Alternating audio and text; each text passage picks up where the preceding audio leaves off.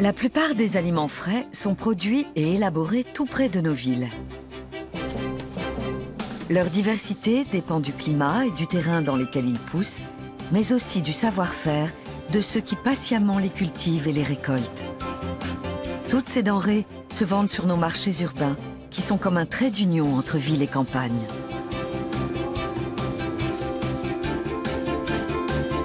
Les marchés sont en quelque sorte les ventres de nos cités.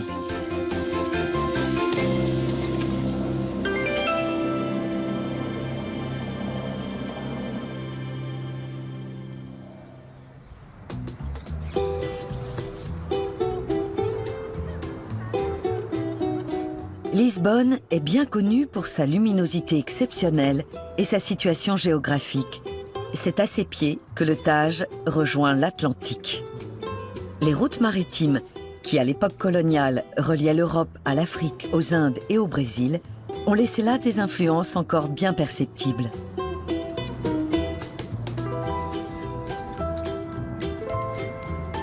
C'est au cœur de la ville, entre le port et la gare, que se niche le plus vieux marché couvert de la capitale portugaise.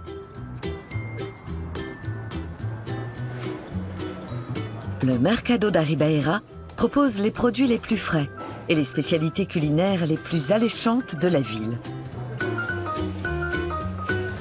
Les fruits et légumes cultivés sur les côtes des environs y voisinent avec les jambons de porc noir élevés dans les collines du sud. Et le doux parfum des tartelettes portugaises se mêle aux arômes puissants des citrons, de l'ail et de la traditionnelle morue. Derrière la plupart des étals se trouvent des femmes. Elles ont toujours joué un rôle prépondérant sur ce marché. Les paixeiras, les poissonnières, y jouissent d'une réputation légendaire. Nous avons le meilleur poulpe du Portugal ici, du monde même. Regardez-moi ça, un spécimen de 3 kilos environ. Qu'il est beau! Rosa est l'une de ces femmes qui perpétuent la tradition des paixeiras. Elle sait admirablement s'y prendre, aussi bien avec le poisson qu'avec la clientèle. J'allais à l'école comme tous les enfants, mais ça m'a vite ennuyée. Alors ma mère, qui travaillait déjà au marché de la Ribeira, m'a dit « Puisque tu n'arrives à rien à l'école, tu pourrais venir travailler avec moi. » J'avais 14 ans à l'époque et j'ai tout de suite adoré ce métier. Rosa Cunha a repris le rôle des varinas, ces femmes qui venaient du nord pour vendre dans les rues le poisson des quais de la Ribeira. Tout me fascinait. Aujourd'hui encore, j'adore vider le poisson et bavarder avec les gens. 3 kg 450 de mérou. Je vous le vide entièrement? Oui. La fille de Rosa a appris le métier elle aussi, et elles travaillent ensemble maintenant. Apparemment, dans la famille, l'amour du poisson est dans les gènes. Elle a fait 2 ans de fac, mais elle détestait ça. Elle disait que ça ne l'intéressait pas. Ça fait à peu près 7 ans qu'elle est avec nous. Les Portugais sont les plus gros mangeurs de poissons d'Europe après les Islandais. Leurs recettes traditionnelles sont d'une grande variété.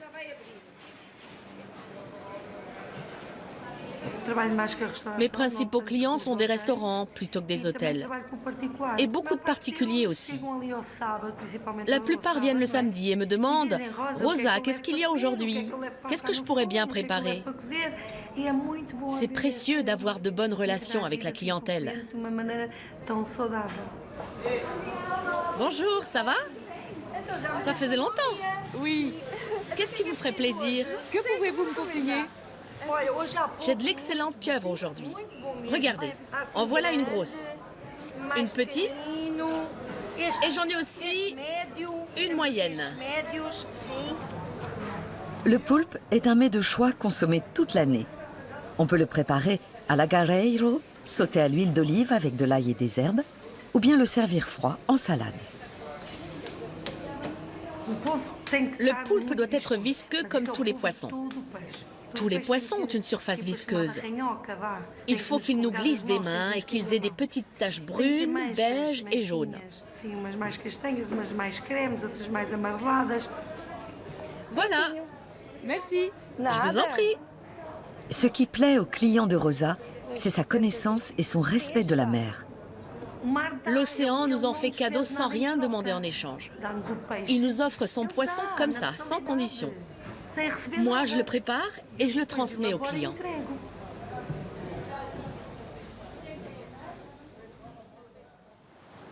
À une demi-heure de route du marché, des falaises abritent les plages de sable, les bâtiments historiques et les délicieux poulpes de la côte atlantique. C'est là que se niche le petit village pittoresque de Cascais.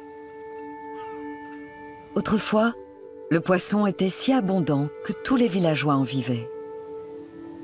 Mais la surpêche a contraint beaucoup d'entre eux à aller chercher du travail ailleurs. Manuel Teles Ferreira, lui, a tenu bon. Il s'est spécialisé dans la pêche au poulpe. Jusque dans les années 80, ce port servait presque uniquement à la pêche au chalut. On pêchait pas le poulpe. Et tout d'un coup, je me suis retrouvé seul. Un pêcheur m'a transmis son savoir-faire et après ça, tous les chalutiers ont disparu. J'étais le seul à pêcher. Depuis la fin de la pêche industrielle, cette zone est beaucoup plus propice aux poulpes, qui se nourrissent de petits poissons.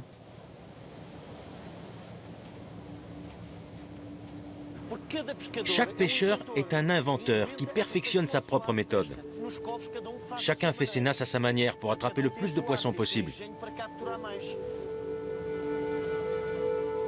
Le travail de l'équipage consiste à poser les nasses sur le fond marin et à signaler leur emplacement par des bouées.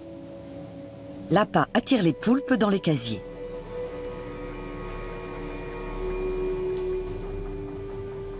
On vient de commencer à prendre du cabillaud comme appât, car sa peau résiste mieux. Mais ce que les poulpes aiment vraiment, c'est la sardine. Comme les Portugais qui adorent la sardine grillée, ce que le poulpe préfère, c'est la sardine aussi. Les pêcheurs utilisent également de plus petits pièges en forme d'amphores. Autrefois, ces pots étaient en terre. Ce type de pêche artisanale est désormais un secteur important de l'économie portugaise. La pieuvre est un animal très intelligent. La nuit, elle se cache dans un endroit protégé pour dormir. Ces pots attirent les meilleurs poulpes, les plus petits, qui se nourrissent de crevettes et de sardines. Il est plus difficile et plus long de les attraper, mais ils sont aussi les plus chers sur le marché. Ce que j'aime dans la pêche, c'est la liberté, l'adrénaline, le mauvais temps et la nature. Aujourd'hui, la plupart des familles de Cascais vivent de la pêche au poulpe.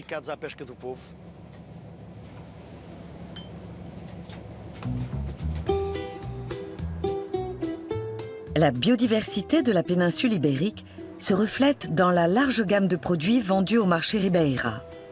Les figues, les poires, les olives, l'ail et les tomates des montagnes du nord et des plaines du sud. Les bananes et les ananas des archipels des Açores et de Madère. Et les agrumes, particulièrement choyés par le climat méditerranéen. Les produits traditionnels portugais sont vendus surtout dans les boutiques qui entourent les étals d'aliments frais. On y trouve des sardines, des anchois, de l'huile de palme et bien sûr, l'incontournable morue, appelée bacalhau au Portugal. La morue y est très appréciée depuis le XVIe siècle. Des pêcheurs portugais l'avaient alors rapportée de Terre-Neuve et depuis, on la surnomme fiel amigo, l'ami fidèle. Bien que pêché à des milliers de kilomètres, le cabillaud joue toujours un rôle majeur dans la gastronomie du pays et il est l'ingrédient préféré de bien des cuisiniers. Marlène Vieira est la figure de proue de ces chefs lisboètes. Comment allez-vous, Joachim? Bien, et vous? Je viens chercher ma morue. Oui, c'est celle que vous m'achetez d'habitude. Mais vous en prenez parfois une plus grande. Comme ça. Oui, mais il m'en faut pas autant aujourd'hui. Celle-là me semble parfaite. On dit que la morue d'Islande est meilleure car la qualité du salage est supérieure. En tout cas, elle doit être bien sèche. Quand on la soulève, la queue et le corps doivent rester bien plats. Les Portugais connaissent un bon millier de recettes à base de morue et continuent d'en inventer. C'est vrai qu'elle ne vient pas d'ici. Mais les Portugais sont les plus gros consommateurs de morue au monde. On la prépare de toutes les manières imaginables. C'est l'idéal pour tester de nouvelles techniques et de nouveaux arômes. On peut toujours innover avec la morue. Marlène aime faire ses courses au marché. Elle est très attachée à ses produits et ses commerçants. Je pourrais avoir mon poisson pour moins cher ailleurs, mais je tiens à cette relation avec les marchands. Je ne veux pas y renoncer.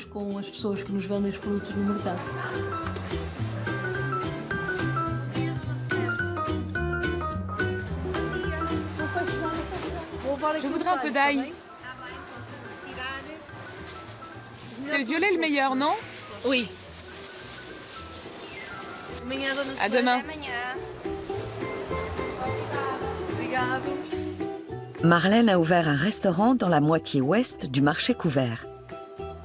Une halle ultramoderne qui réunit les meilleurs représentants de la gastronomie lisboète.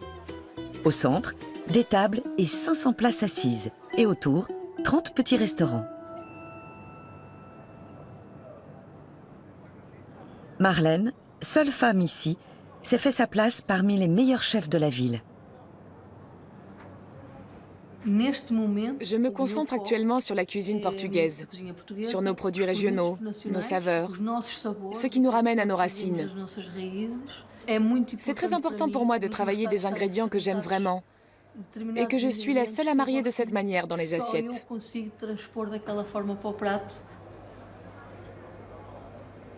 Apporte-moi le bac pour faire tremper la morue, s'il te plaît. La peau vers le haut, tu n'oublies pas, hein? On laisse la morue tremper pendant 24 heures pour la dessaler et l'attendrir. Maintenant, on va la passer plusieurs fois à l'eau froide. Voici la morue que Marlène a achetée hier. Depuis, elle l'a rincée toutes les 6 heures. Le plat que Marlène propose aujourd'hui à ses clients combine plusieurs traditions de la région revisitées à sa manière. La morue au broa est un plat de la province du Minho. J'ai adapté cette recette au goût actuel, en y ajoutant de la coriandre et une purée de pois chiches. Le broa est un pain rustique à base de farine de maïs et de seigle avec de la levure fraîche pour faire lever la pâte.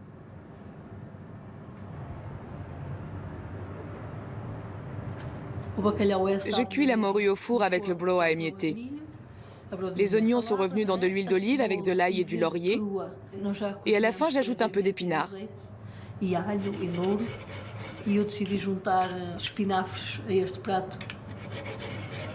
Chaque plat composé par Marlène est une symphonie de notes assemblées ainsi pour la première fois. Dans l'un de nos plats traditionnels, le meiages feita, la morue est servie avec des pois chiches. Comme tout le monde aime la purée, je réduis mes pois chiches en purée. Après, je compose l'assiette comme un puzzle. Ça permet de bien sentir chaque saveur et chaque texture.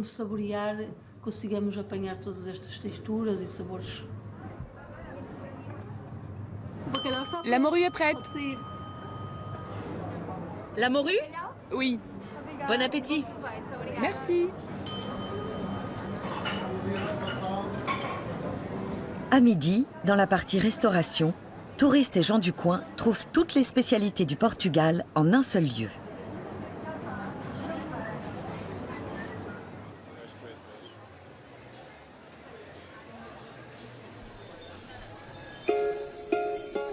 C'est au nord de Lisbonne, dans la région de Mafra, au milieu des coteaux qui surplombent l'Atlantique, que se cache le petit village agricole d'Achada.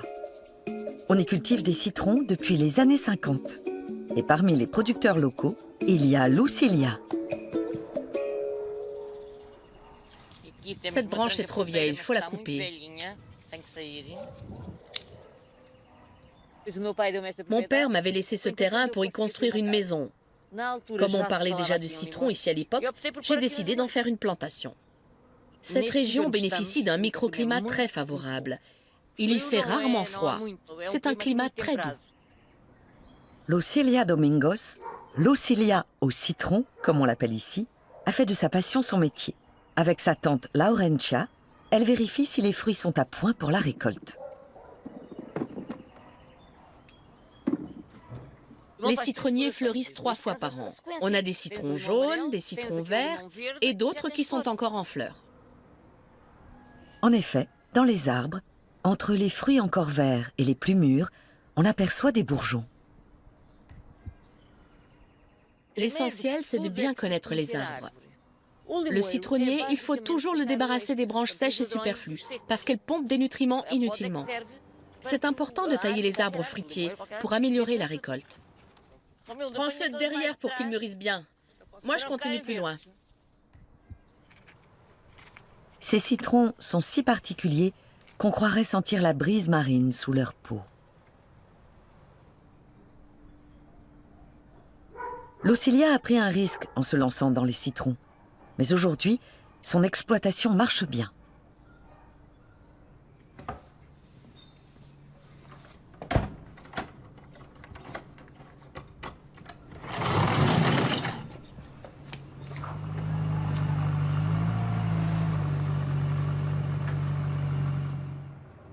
Je ne peux pas imaginer ma vie sans tracteur.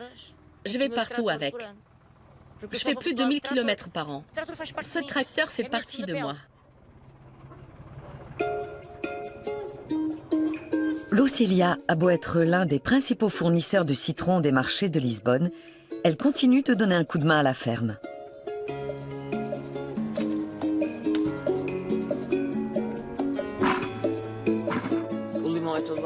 La meilleure période pour nous, c'est septembre-octobre. On peut les vendre à un meilleur prix.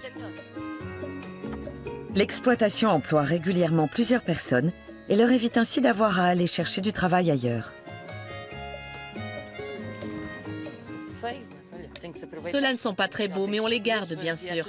Vous imaginez si on jetait tous ceux qui sont moins jolis? Ce ne serait pas drôle. Ces citrons ont un arôme merveilleux et ils sont très juteux. Ils se conservent plus longtemps et grâce à leur peau bien épaisse, ils résistent mieux au mauvais temps. Les citrons de Mafra sont excellents. Ces citrons moins gâtés par la nature, Laucilia les vend à un groupe de jeunes qui luttent contre le gaspillage alimentaire. Dites donc, il travaille dur ce camion. Au Mercado da Ribeira, les citrons sont les stars de la saison. Les Portugais en agrémentent leurs plats de poisson préférés, ainsi que d'intéressants breuvages. De nombreux clients du marché tiennent un restaurant ou une buvette, comme Thomas.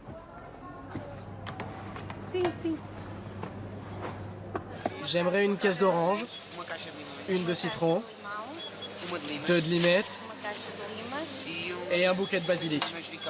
C'est bon? Quand est-ce que vous pouvez me livrer au kiosque? Tout de suite.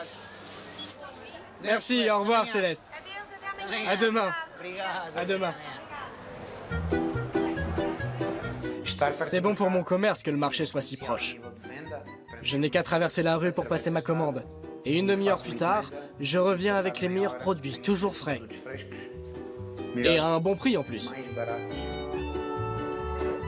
Thomas Ferreira tient le petit kiosque rouge situé à côté de la halle du marché.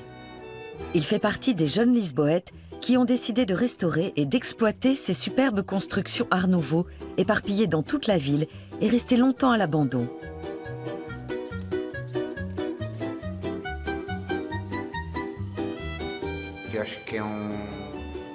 Ces kiosques étaient typiques de Lisbonne il y a 50, 60 ans. Et depuis quelque temps, ils le redeviennent. Autrefois, on y vendait des journaux, des cigarettes.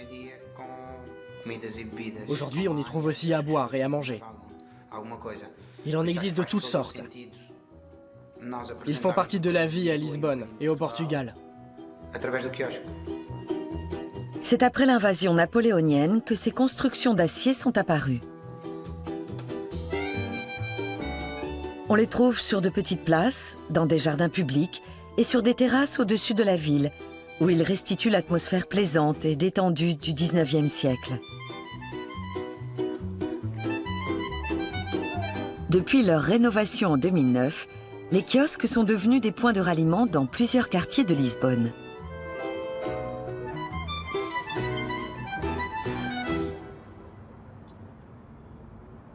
Comme son kiosque se trouve tout près du marché couvert, Thomas y propose beaucoup de produits frais.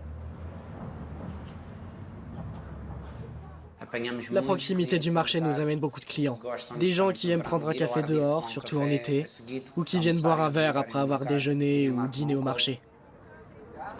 Le kiosque de Thomas est réputé pour son grand choix d'apéritifs qu'il prépare avec des produits locaux. Les 4 boissons portugaises les plus consommées sont le macieira, la gengenia, la licor beirao et la marginha. La marginha se boit rarement pure. On la sert généralement avec de la glace et du jus de citron frais.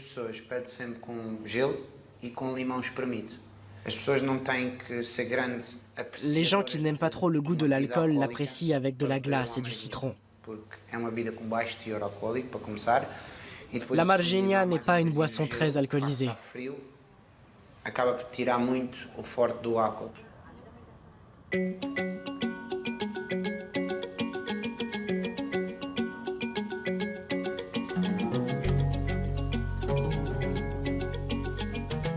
Plus loin vers l'est, en direction de la frontière espagnole, on arrive dans la région de l'Alentejo. C'est là que Junior Branco, commerçant au marché de la Ribeira, achète ses jambons de porc noir ibériques. L'Alentejo est le climat idéal pour les porcs noirs. Chaud en été, froid en hiver, des pâturages, de l'herbe. C'est le microclimat parfait pour tous les animaux qui se nourrissent de glands. Ils sont très recherchés. Salut Eduardo. Salut Junior, comment ça va? Tu as fait bon voyage? Oui, et toi? La saison se passe bien? Il y a de quoi faire, mais ça se présente bien. Il y a beaucoup de glands. Ah, c'est bien ça. Les porcs noirs vivent en liberté. Ils se nourrissent seuls et ont de l'espace, 1 hectare par tête environ.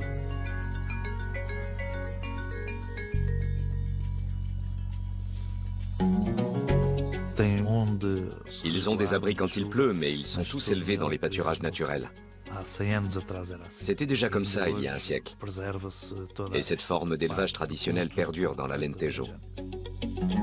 Tous les ans, Junior vient voir comment la saison se déroule et s'assurer qu'on lui réserve les meilleurs jambons. Et les meneurs, vous me les mettez de côté? Ils sont pour Manteglia Silva? Comme toujours. Parfait, c'est exactement ce qu'on veut. Les chênes lièges sont nombreux ici. À l'origine, ils servaient à fabriquer des bouchons pour les vignerons. Les cochons noirs ne se nourrissent que de glands et d'herbes. C'est pourquoi leur chair est si goûteuse. La particularité de ce jambon tient aussi au processus de fabrication. La qualité de la salaison est essentielle pour obtenir un produit d'excellence. La viande est salée à proximité des pâturages. Suivent ensuite 3 à 5 ans d'affinage naturel, selon la taille de l'animal. Au moment du salage, c'est important de mélanger du sel de l'année passée au nouveau. Le jambon passe 1 jour par kilo de viande dans le sel. C'est essentiel pour la transformation et la conservation. Ça fait à peu près 10 kilos de sel par jambon. Le séchage aussi est très important. L'air doit être sec et le jambon est soumis à plusieurs changements de température. Le climat de l'Alentejo est unique. Les températures oscillent entre 5 degrés en hiver et jusqu'à 45 en été. On ouvre toutes les fenêtres du séchoir pour faire un courant d'air. L'air doit pénétrer dans la graisse des muscles. C'est comme ça qu'on obtient cette chair marbrée. Quelle belle pièce, pas vrai, Eduardo?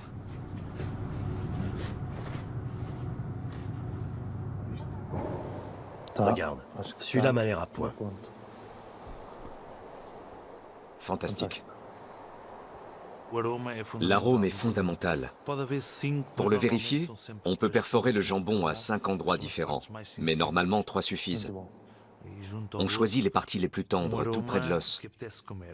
C'est un arôme qui vous met l'eau à la bouche et qui confirme l'excellente qualité du jambon.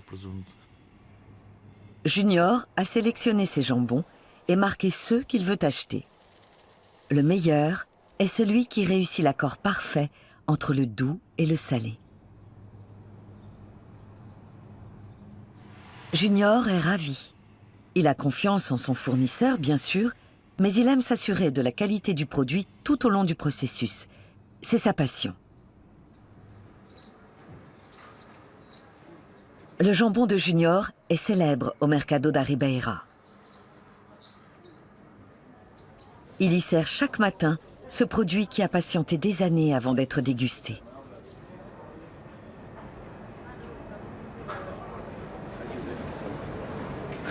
Merci. L'affaire familiale, créée en 1896 dans le quartier de Baixa, dans le centre-ville, passe pour la meilleure boutique de salaison de Lisbonne. Et récemment, Junior s'est associé à plusieurs producteurs pour vendre aussi ses spécialités dans la halle du marché couvert. Au Portugal, la tradition veut que l'on désosse le jambon avant de le découper. Un art que Junior maîtrise parfaitement. On a des couteaux spéciaux pour désosser le jambon. La technique utilisée est très importante pour pouvoir ensuite le découper de manière optimale. Junior débarrasse le jambon de la couche de graisse qui lui a permis de garder sa tendreté jusque-là. On reconnaît le porc noir de l'Alentejo à la finesse de son jarret. Ce jambon se distingue des autres par son moelleux, son arôme et sa saveur en bouche. Diogo, tu peux me couper quelques tranches fines, s'il te plaît? Ok. Juste un peu, merci. Plus les tranches sont fines, mieux on sent l'arôme du jambon et l'alliance des saveurs entre la chair et la graisse musculaire. Les clients vont enfin pouvoir goûter ce délice accompagné de pain frais.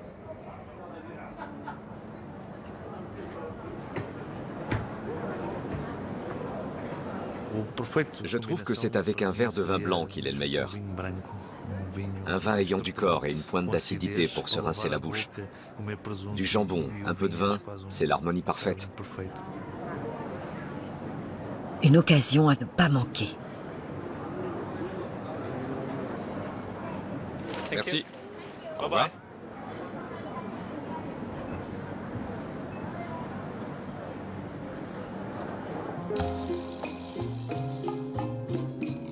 Les Portugais sont si proches de la mer qu'ils font même pousser des légumes sur la plage.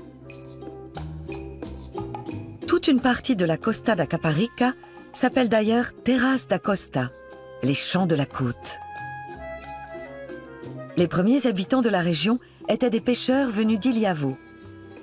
Les hivers étaient si longs qu'ils se sont mis à cultiver la terre et sont devenus paysans. Joaquim João Alves s'est lancé à son tour dans la culture maraîchère. C'est vrai que le sol est sableux ici, mais il est fertile. Il faut juste le nourrir un peu plus que les autres. Les engrais classiques sont vite emportés, mais le fumier, c'est parfait. Il tient plus longtemps et les légumes poussent bien. Le gouvernement portugais a décidé de protéger cette région. C'est une réserve naturelle ici. Du coup, les serres sont interdites. Mais grâce au sel marin dans l'air, ça gèle moins. Joaquim cultive différents légumes. L'un d'eux se sent particulièrement bien ici. Le tronchuda, le chou vert portugais. Le chou pousse mieux en hiver qu'en été. Quand il y a trop de salpêtre dans l'eau, les légumes ne se développent pas.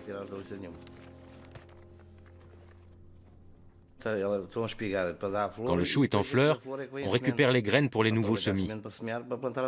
On choisit le plus beau pour que les suivants soient encore plus beaux et encore meilleurs.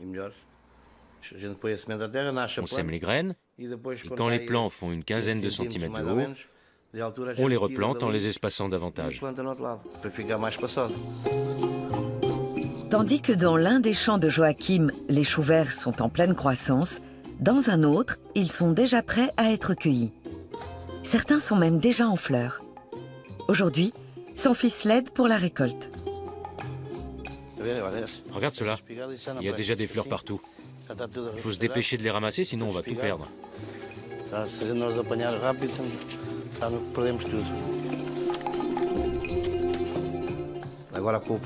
Le chou portugais, il faut le récolter pile au bon moment.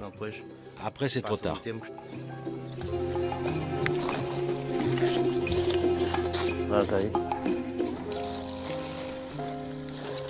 Il ressemble un peu au blette, avec ses grandes feuilles bleu-vert ovales et ses grosses nervures blanches. À Carnaval, tout germe. Joachim est fier de son exploitation et de ce qu'il a accompli. Petit, son fils n'avait pas plaisir à travailler à la ferme. Mais aujourd'hui, il adore ça. Et il est convaincu que son avenir est ici. Ce que je préfère, c'est le travail des champs. Il y a toujours quelque chose à faire.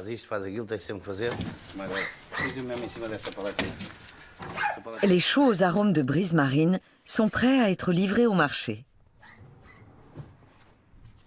Avec ses grandes feuilles, le chou portugais se repère vite sur les étals de primeur. Plutôt que d'autres variétés, il s'utilise beaucoup dans la cuisine ibérique, notamment pour les plats de légumes et les soupes.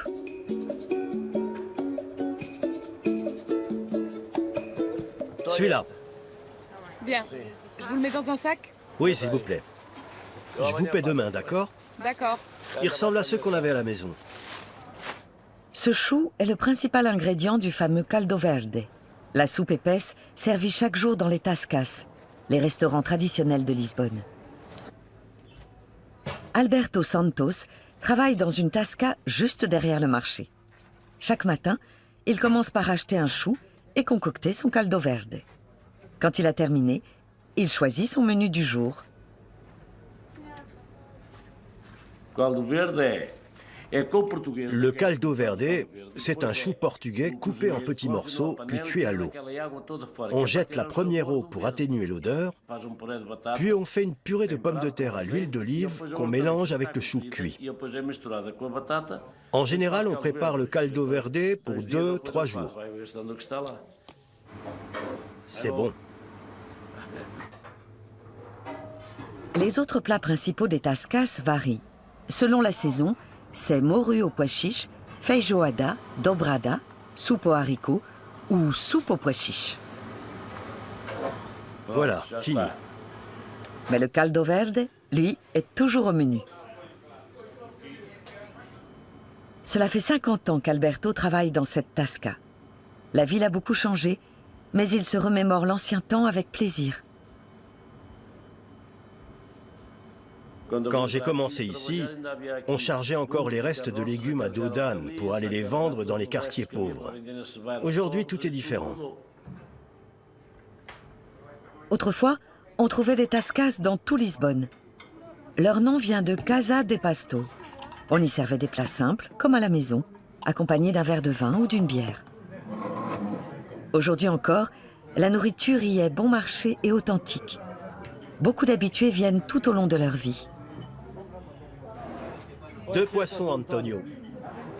Actuellement, manger pour pas cher signifie souvent avaler en vitesse de la nourriture industrielle et malsaine.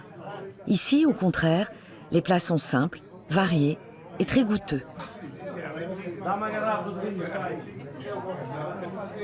Et l'on prend le temps de parler sport, politique et d'échanger les dernières nouvelles du coin. Des endroits comme ça, il n'y en a quasiment plus. Ils disparaissent les uns après les autres. On est le dernier dans le quartier. Ici, la nourriture a gardé un rôle social très important.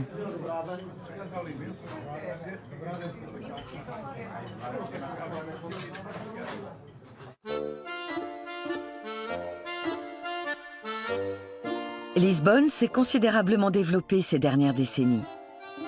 Elle est aujourd'hui une métropole Mais beaucoup de ces barrios n'ont rien perdu de leur charme unique et un peu vieillot. L'Alfama, par exemple, jadis peuplée de pêcheurs, a gardé ses barafados d'antan. Ce quartier du centre-ville avait déjà résisté au tremblement de terre et à la crue en 1755. Son labyrinthe complexe de petites ruelles et de placettes semble à toute épreuve.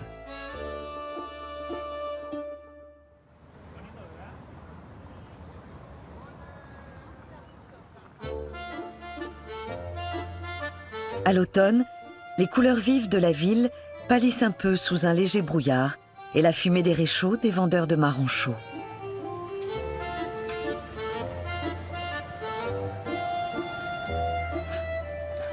Des marrons, on en trouve aussi sur les rives du Tage. Ils réchauffent les mains et les estomacs des Lisboètes.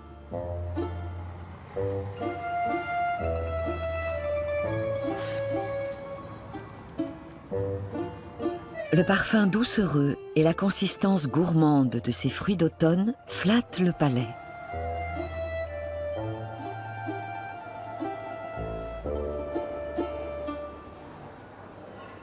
Il y a longtemps déjà que les marchands de rue achètent leurs châtaignes au marché de la Ribeira, qui reste leur premier fournisseur.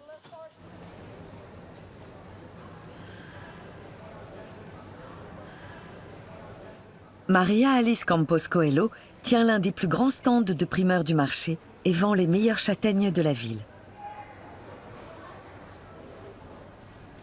4 plus 1, ça fait 5, 6, 7 plus 4, 11, ça fait 11,80 €. Vous préférez les martainhas ou les judías? Autrefois, la châtaigne était la nourriture du pauvre.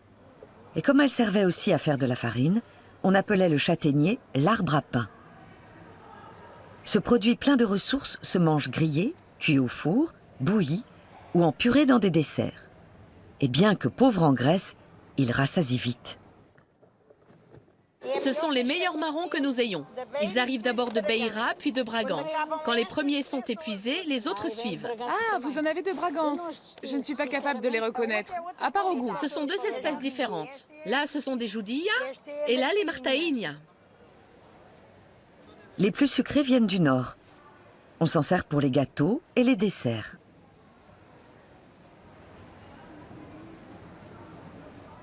Maria connaît les spécificités et l'origine de chacun des produits qu'elle vend.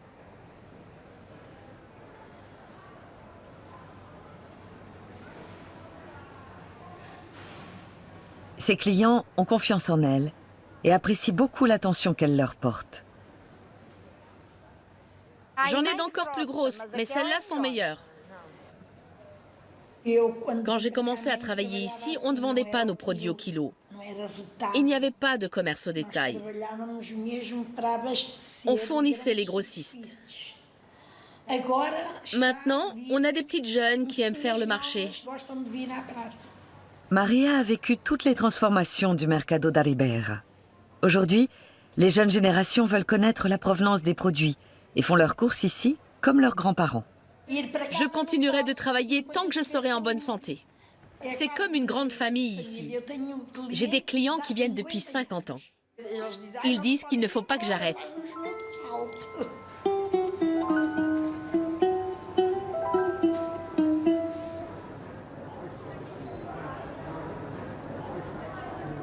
La halle au restaurant du Mercado da Ribeira est si populaire qu'une boutique motivée par son succès au centre-ville a ouvert un stand ici. Il s'agit d'une pâtisserie un peu particulière. L'endroit idéal pour goûter une pastel genata, la fameuse tartelette portugaise, fabriquée ici directement sous les yeux des clients. Daniel Silva a ouvert cette boutique il y a quelques années avec un groupe d'amis. Il prétend faire les meilleurs pastéis genata de la ville. Ces tartes sont très riches. Elles sont à base d'œufs et de sucre, essentiellement. On les fabriquait traditionnellement dans les couvents. Vous pouvez saupoudrer du sucre et de la cannelle dessus si vous voulez. C'est délicieux. La pastel genata, c'est la reine des gâteaux. Elle est très équilibrée, pas trop sucrée, avec des textures intéressantes, à commencer par le flan.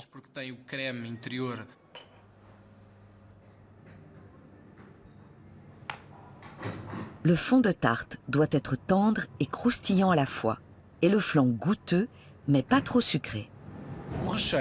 Pour l'appareil, on utilise 2 ingrédients principaux. On prépare d'abord un sirop avec de l'eau, du sucre et des bâtons de cannelle, puis une crème à base de lait et de farine. On la bat à la main 20 minutes sans s'arrêter, jusqu'à ce qu'elle ait la bonne consistance. Tu en es où, Philo? C'est presque fini. Fais voir.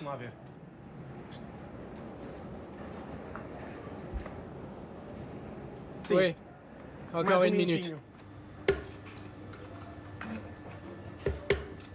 La particularité de cette tartelette tient à ses œufs frais. On ajoute les œufs à la fin, toujours plus de jaune que de blanc. Là, le flan est prêt, on peut les cuire. Les tartelettes sont cuites à très forte température.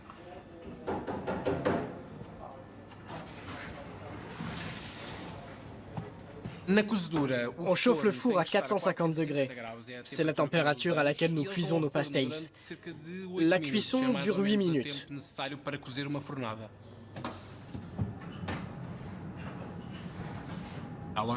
L'aménagement de la boutique nous permet d'en fabriquer plusieurs milliers par jour. Actuellement, c'est 4 à 5 000. Comme les pastéis cenata sont encore meilleurs tièdes, Daniel et son équipe ont emprunté une astuce aux religieuses.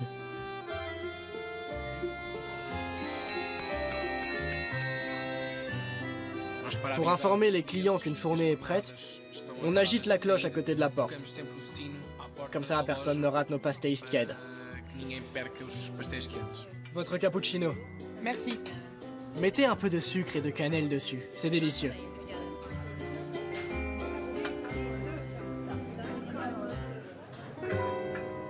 C'est bon? Très bon, merci.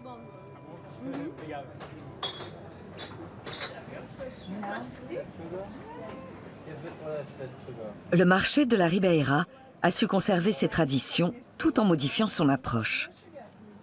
Fort de ce savant mélange d'anciens et de nouveaux, le plus vieux marché couvert de Lisbonne s'assure un avenir très prometteur.